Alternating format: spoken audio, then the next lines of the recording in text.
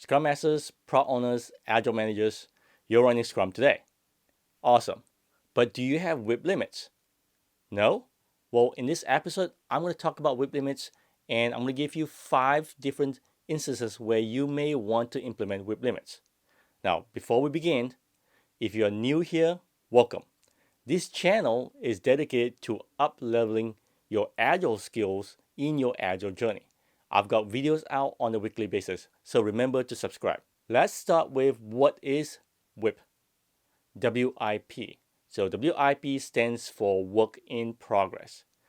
The quick definition of it simply means that the number of work items that are in progress in a specific time. Okay, so usually the way we implement this is that we will put a specific number on a specific state in your Scrum board. So in your Scrum board, you will probably have a state. For example, you may have your sprint backlog, and then you may have coding, testing, and then done. So those are really simple ones that I often see. So in each of this column, usually in coding and testing, you may have a number on it, which we say that's what we call a WIP limit. So WIP limit means that work in progress limits. Basically, all it does is saying that if we have a number 5, for example, on the coding or development state, we're saying that at any point in time, you can only have 5 work items that are in progress. Not more than 5, but only 5. So it is a way of restricting the number of work items you can have in a specific state. Here are the scenarios when you want to implement WIP. So number 1 is when you hear developers say they have too many things to do. Number 2, when you don't see things getting done in the right manner. In other words, when you look at your done column, there's not much there over the period of 2 weeks. Number 3, when you observe your sprint board, when you see there are items that tend to bundle up, what I call bundle up a lot of the work items in one specific state. Number 4, when you hear developers say they can't focus. Number 5 is when you start working in a team and you see they have a lot of what we call specialists. One thing to keep in mind is that there is no right number. A WIP limit of 1 is not necessarily the best, because what we're looking for is getting stories to done.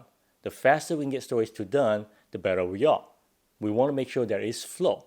So therefore, if you limit all the way to 1, that might not give you the best speed. The way I would start is simply by reducing it by 1. So say, for example, you have 4 developers, right? So the WIP limit for my development column is 4 minus 1 is at 3. Now, you want to collect other data as well. You want to make sure you have your cycle time and your throughput. Having those 2 things then allow us to measure it, and then using this data, find the right balance for you. So play around with it and experiment with it to find the right WIP limit. So that's the 5 common scenarios when I implement WIP limit. Do you implement WIP limit or do you not? If you do, well, what scenarios and what problem were you trying to solve when you do that? Also, if you do not, why not? Leave a comment below. I'm curious to find out what you guys do. If you like this video, give it a thumbs up. If you do not like this video, I like to know why too. So feedback is one of the key things, right? So remember to leave a comment regardless. If you like it, thumbs up. If not, leave a comment below. And if you're new, again, if you haven't subscribed, make sure you subscribe so that you don't miss out on my content. Bye, and thank you for watching.